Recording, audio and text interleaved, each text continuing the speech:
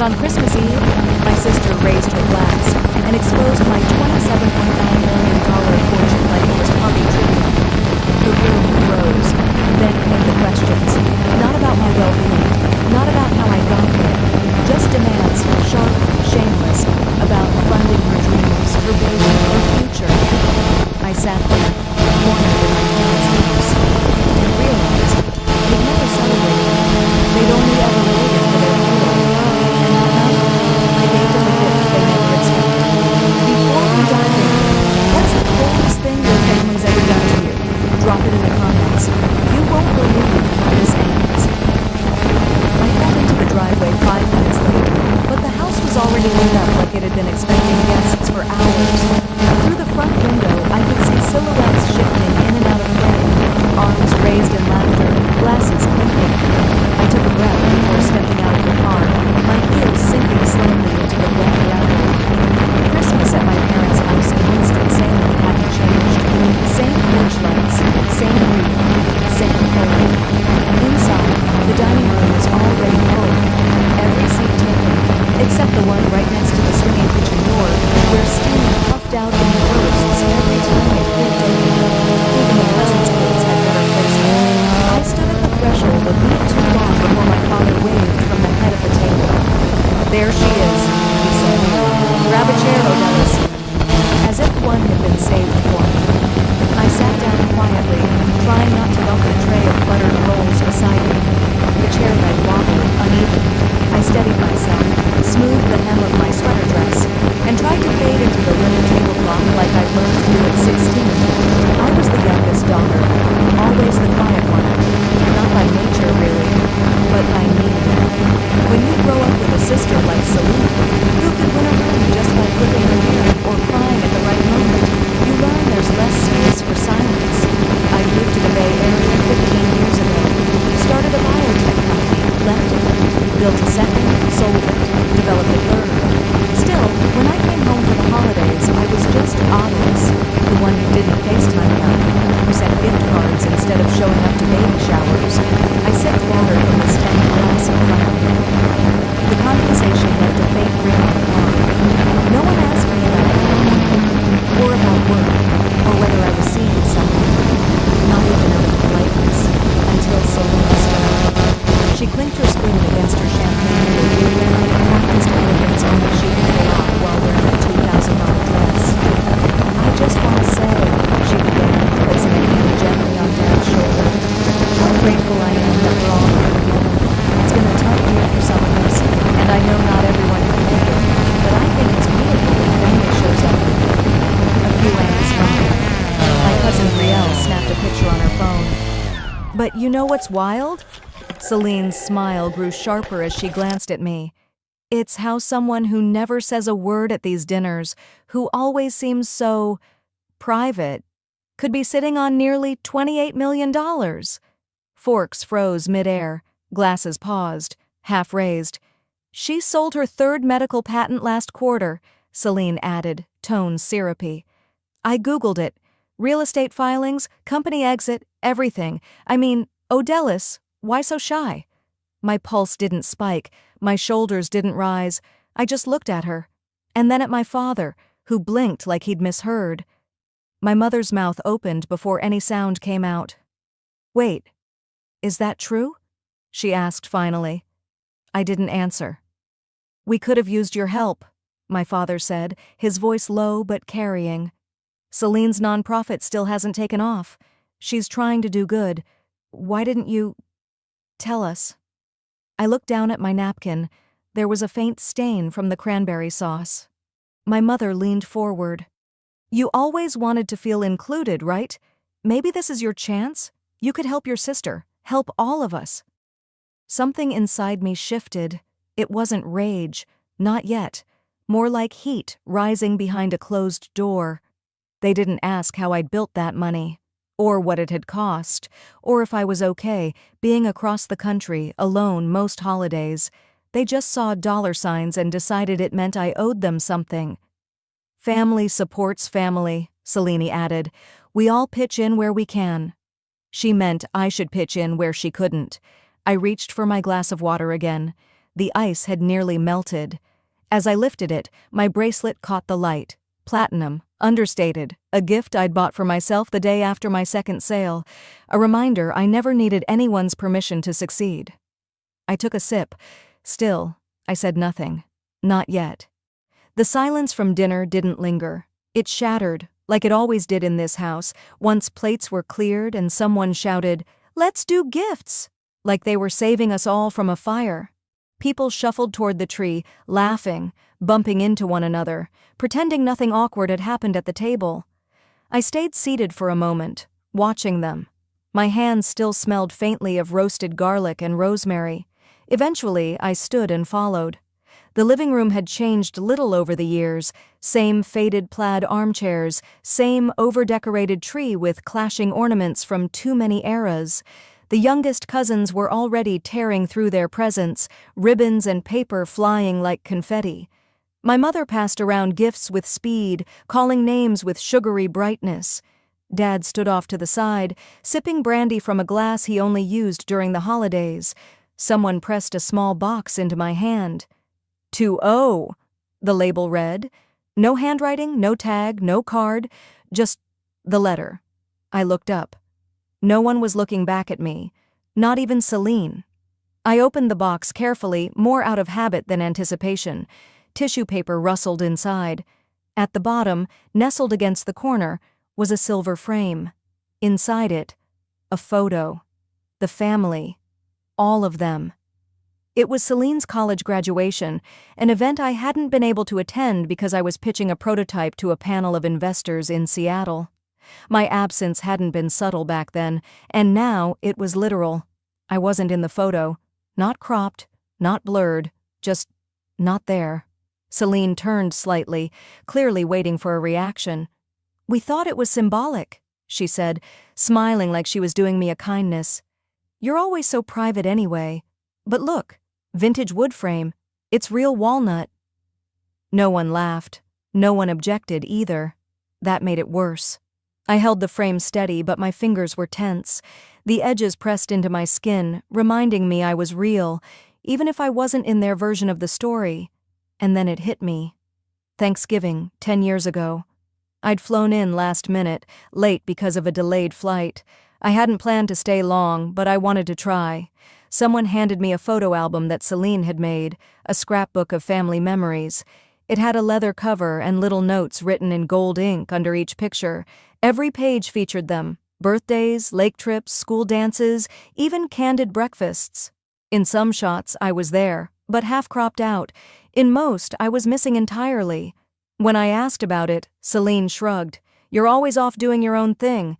We used the best shots we had." I'd smiled, nodded, set the album down, and never brought it up again. I blinked back to the present as Dad chuckled over something in his hand. Another gift. Some golf-themed mug from a cousin. He looked over his shoulder at me and said casually, as if commenting on the weather, "You've always been the one who didn't need anything. It's time you gave back." It wasn't cruel. That was the part that got me. It wasn't even meant to sting. Just a belief. Like gravity. Odalys is fine. She always figures it out. She doesn't need celebration, or space, or acknowledgement. Just money. And I'd given it. I thought back. Celine's rent 3 years ago when she was finding herself between fellowships, my mom's unexpected surgery bill when the insurance claim got denied, Dad's car repair during the worst snowstorm. None of them asked for help in front of others. It was always whispered, always behind a closed door, and always forgotten. They didn't say thank you. They didn't even remember. They just thought, "She can." I looked back down at the frame. A line of light caught the corner of the glass. My grip had tightened without me noticing. There was a thin fracture now, running diagonally across the photo, right through Celine's shoulder. No one saw it. They gave me a picture, I thought, of a family I was never in, and asked me to fund the sequel. I placed the box back down on the carpet beside me, gently. My hand rested on top of it for a moment too long. The party rolled on. More gifts were exchanged, more drinks were poured. The tree glowed warm, but I sat there, framed, silent, cracked. By the time everyone had retreated to their rooms and the house finally fell quiet, the clock in the hallway struck midnight. I climbed the stairs slowly, barefoot, carrying only the thin box with the cracked picture frame. Inside my old room, nothing had really changed. The wallpaper still held a faint scent of cedar, mixed with my mother's vintage perfume, rose and something powdery. A few old yearbooks still leaned against the shelf, and the corkboard on the wall held faded pushpins, but no pictures. I set the frame down on the desk, then sat in the chair I hadn't touched in years. I pulled open the bottom drawer. That drawer was my time capsule. Old report cards, dried-out pens, a cracked stress ball I used during finals week in college. But tucked in the back, beneath a folder labeled Scholarships, was a folded envelope. I knew exactly what it was before I touched it. 5 years ago, I wrote a letter to my parents. I remember the night, sitting in my apartment, exhausted, after helping Selene pay off her third bounced loan from the wellness startup she ran into the ground. I never sent the letter. I didn't even seal it. But I kept it. I unfolded the pages, the edges slightly curled. I'm tired of being the scaffolding that holds up a house no one lets me live in. That was the first line. Back then, I'd worried it sounded bitter. Dramatic, as Mom would say, usually right before she dismissed something that actually mattered. But tonight it sounded almost too gentle. I leaned back, resting the letter against my knee. My mind wandered to a dorm hallway years ago. Celine crying into her phone, something about a billing error. Her financial aid hadn't processed and she was going to lose her classes. I was 22, working overnight shifts at a campus research lab while studying for my MCATs. I maxed out my credit card to cover her tuition. Dad said it was the right thing to do. "You're older," he told me. "She's still finding herself." But I wasn't older by much, just 2 years, and I was already expected to carry her, even then. The letter in my hands felt heavier. My thoughts drifted again. This time to 2014. Our mother had collapsed at work. Stress, they said. Or maybe something with her thyroid. I was in a clinical trial meeting across the country. I didn't even make it to the hospital. But I wired the money for the surgery that insurance didn't cover, and at every dinner since, when she talked about how my girls were there for me, she looked at Celine. Always Celine. Because she sat by her bedside, because she brought flowers. Never mind that the bill came to $7,800 and I paid $6,200 of it. I looked back at the letter in my lap. For 5 years I'd been afraid to send it, afraid of what it might ruin. But I was beginning to see that everything had already fractured. A soft sound in the hallway made me freeze. Footsteps. Then a whisper through the door, light and casual, like nothing had happened earlier. "Hey," Selene said. "You know they're gonna ask you about Aspen soon, the house, co-signing. Just say yes now, it'll be easier." I didn't answer. I didn't even move. But something in me clicked. It wasn't rage. It wasn't even shock. It was like a lock turning inside me, slow and deliberate. I stood and walked over to my suitcase, pulled out my laptop, sat back at the desk and opened QuickBooks. The folder was still there. 2010-2023, family expenses. I clicked, line after line.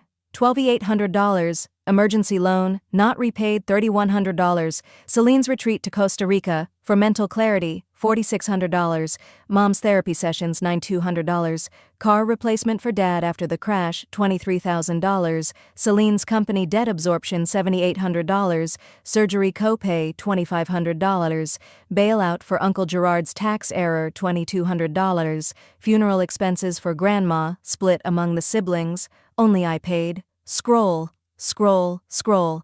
At the very bottom, in bold, $0, acknowledgement. I stared at that number.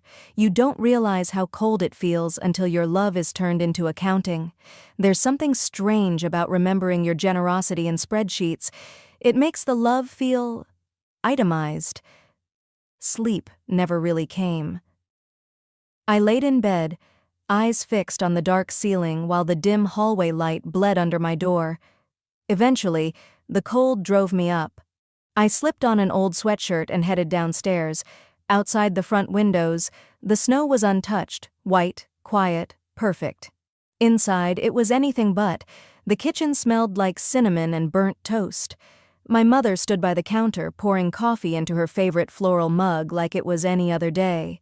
Like the night before hadn't happened. Like my bank statements weren't echoing louder than her voice ever had.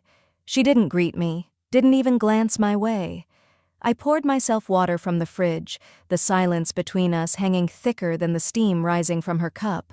Footsteps followed a few seconds later.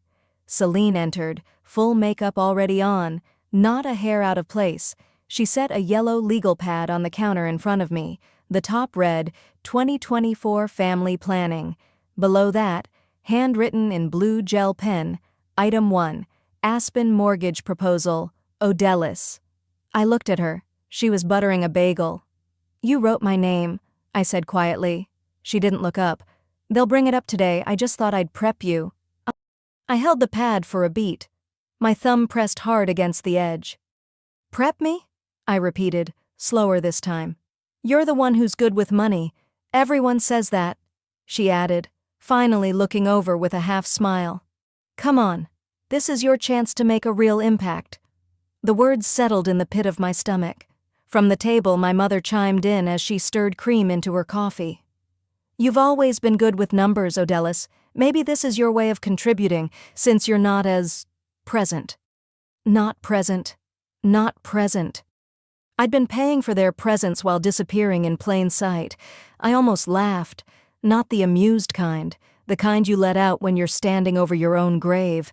Then came the familiar rustle of a newspaper. My father's voice followed, half buried behind the front page. "Let's not make this another one of your episodes." That stopped me. Cold. I hadn't cried in front of them since 2012, when I showed up to Grandma's funeral in scrubs, having driven overnight from a double shift. They said I was being dramatic when I excused myself halfway through the reception. I folded the notepad and handed it back to Celine. "You want me to co-sign for Aspen?" I said, "but none of you have even acknowledged what I've already given." My mother sighed and reached for a croissant. "We all give in different ways, sweetie." My father lowered the paper just enough to add, "Not everything's about keeping score." Celine leaned on the counter with a glib smile. "Honestly, Odellis, you make everything so heavy. You've always been like that." Heavy. Invisible, but heavy.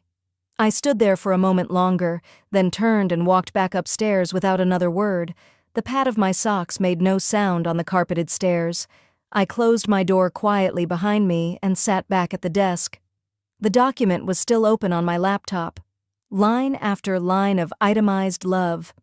I clicked print. Once the printer stopped humming, I slid the papers into a clean envelope and wrote across the front, "If I'm not seen, at least I'll be read." I held it for a second, then walked back downstairs. The living room was still quiet. No one had come in yet. The fireplace was dark, the stockings limp and forgotten. I walked to the mantel. There was a framed photo there. Celine's wedding, taken 5 years ago. Everyone was smiling. I was technically in it, at the far end, barely visible. Cropped halfway out by a decorative plant. I placed the envelope beside the frame, straightened it, walked away. I didn't come here to start a war. But sometimes the ones you love corner you into becoming the fire. Celine knocked once, then cracked my door without waiting. "Dad wants to talk about some things," she said, like it was no big deal. Her voice floated in casually, too casual, considering how she was still wearing yesterday's makeup and that knowing smirk. I tucked the QuickBooks file back into my laptop and closed the lid. "Things," I echoed, standing slowly. "Of course." Downstairs, the living room had been rearranged like we were preparing for a negotiation. My father sat at the head of the coffee table, shoulders squared like he was chairing a board meeting. My mother perched at the armrest, her hand resting gently on Celine's back. Celine held her tea with both hands, eyes locked on me. No one offered a seat. I stood anyway. Dad cleared his throat.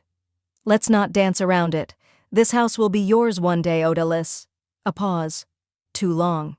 But right now, he added, Celine and her baby need support, and we're all in agreement that helping family is what matters. I glanced at Selena's stomach. She wasn't showing yet, not visibly, but the timing was convenient. Mom chimed in, her voice smooth as a marketing pitch. Think of it as a down payment on your legacy. Your contribution now makes space for the family's future. Legacy, I repeated under my breath, then louder. That's one way to put it. Dad leaned forward. We just want to ensure everyone's taken care of. You've got the resources, and Celine, she's at a turning point. Celine nodded along like a bobblehead. You mean I've got money, I said evenly, and Celine has need. Mom's smile faltered. Well, we're not saying it like that. We're just saying, you've already received so much, honey. Have I? I asked. She looked relieved I'd opened that door. Your college tuition, that used Honda we gave you for med school, the Paris trip for graduation. I was 22, I cut in. Everything you've mentioned happened before I was old enough to rent a car. My father folded his arms. You wouldn't even have what you do now without our sacrifices. Celine looked amused. I mean, come on, Odellis. We all know you've had a leg up. I walked toward the mantel without a word, picked up the envelope, took my time. Then, in full view of all three, I unfolded the pages and began reading. My contributions to this family, by year, I began, my voice calm, steady, too even for the pulse pounding in my chest. 2011, Celine's vet bills, $3,200. 2014, Mom's surgery gap, $7,450. 2016, down payment on Aspen property, $25,000.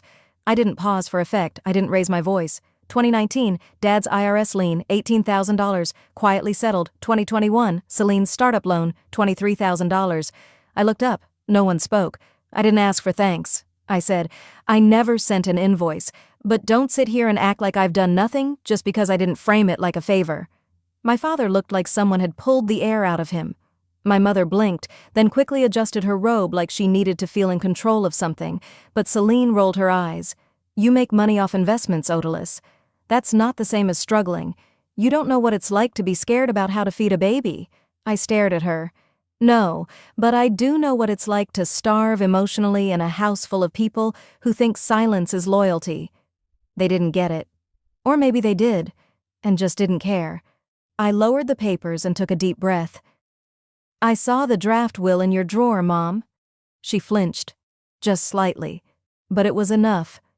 My name's not on it anymore. The silence that followed felt cavernous. Dad's mouth opened slightly, but no words came. Celine didn't even bother hiding her smirk this time. I stepped back, folding the papers again, tucking them into my coat pocket. You don't have to explain, I said. I've already rewritten what I thought I knew.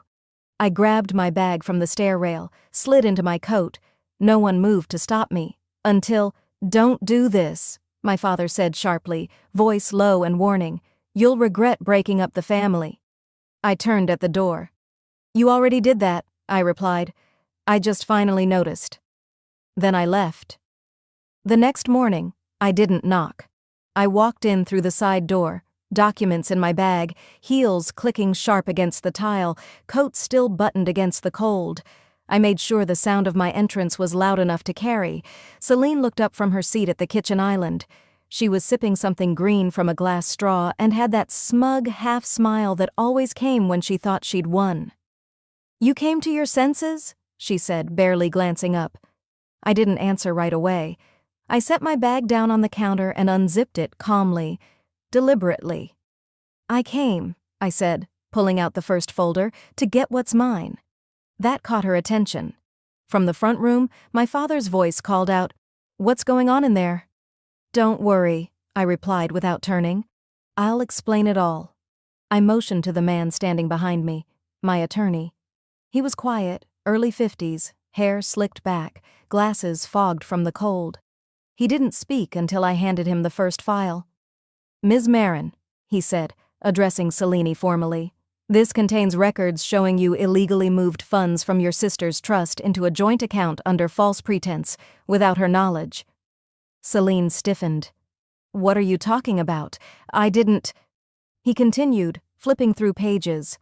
Item 2. Credit card debt built posthumously through a shared business account that listed Odalys as the primary guarantor, over $37,000 in unauthorized charges. My father stepped in then, his tone demanding. Where did you get this? My lawyer answered calmly, wire transfers, digital authorization records. And this? He held up a signed document, was filed under your IP address, sir. Dad's face paled. And I've filed formal charges for identity theft, I said. You'll get the letters this week. My mother had appeared now, too, still in her robe, her lips slightly parted like she hadn't decided which version of herself to present yet, concerned mother or outraged matriarch. I handed her a separate envelope. This one's for you. She opened it slowly. Her eyes scanned the document, and then her hand jerked. This house, I said, legally belongs to me. Her mouth opened, but no words came out. You refinanced it 3 years ago using my business EIN, without consent. That's fraud, Mom. Federal. You wouldn't do this, Selena hissed, her voice cracking. I looked her dead in the eye. I already did. Silence fell so heavily you could hear the fridge humming behind us.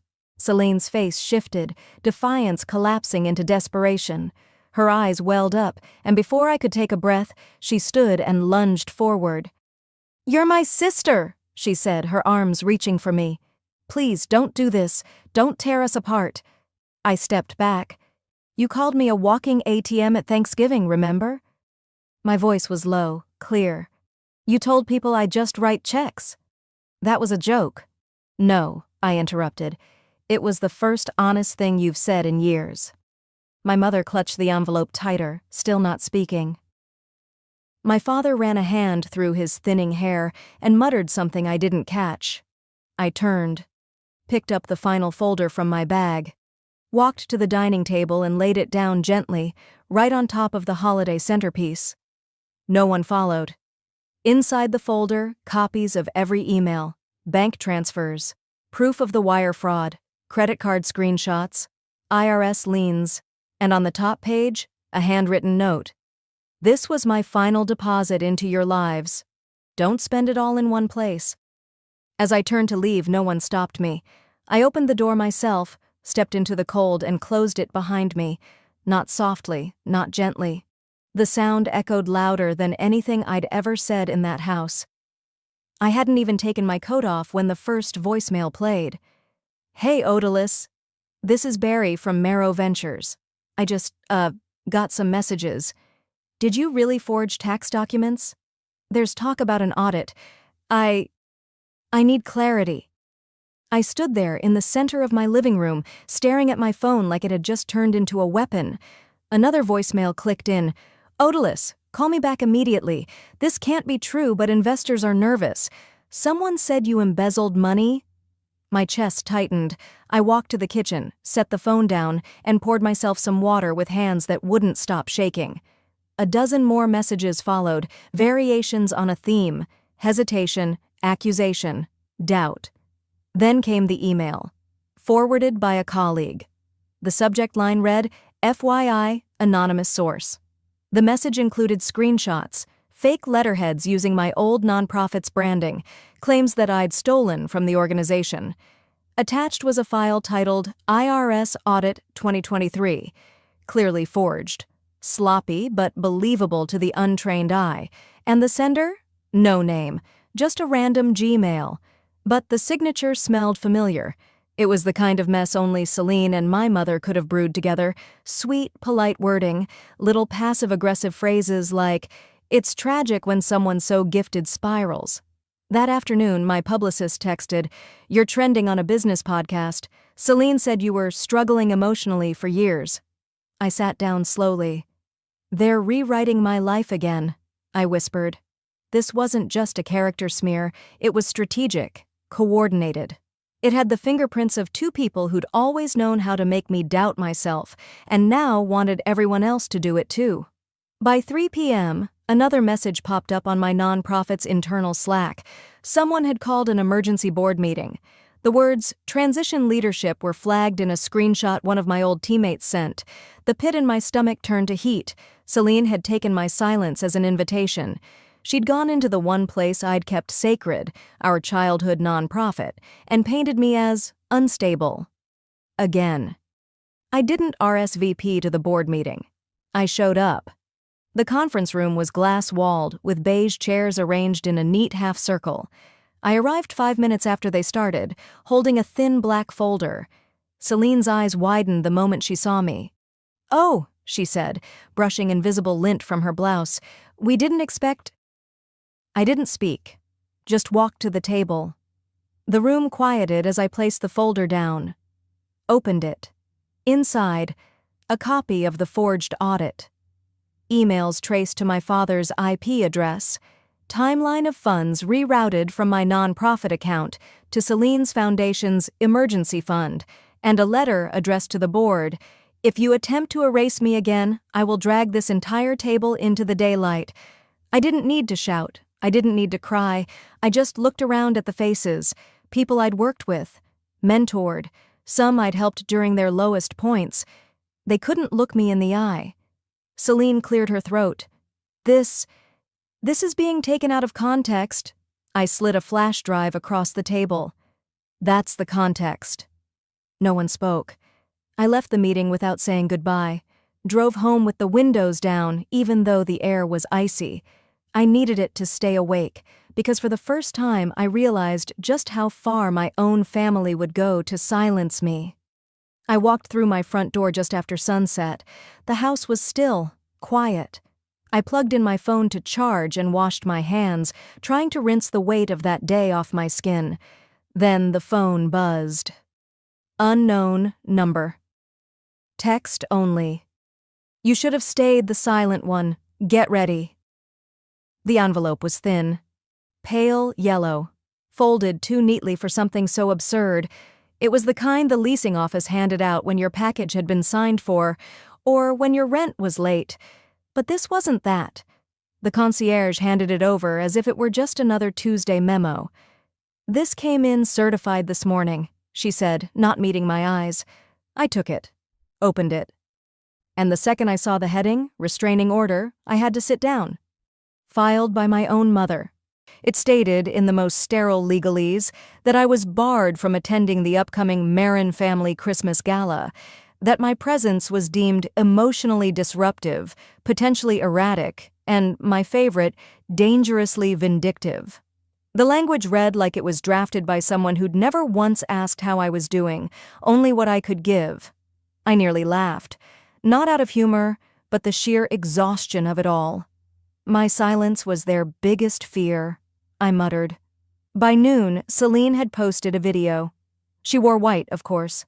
Hair pulled into a soft bun, holding a mug that said joy. Her voice had that tight gentleness that only people who love being passive-aggressive could perfect.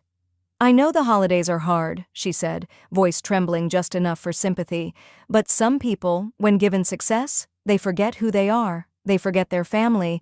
But I choose healing. I choose light. I choose forgiveness." The caption? "Family first.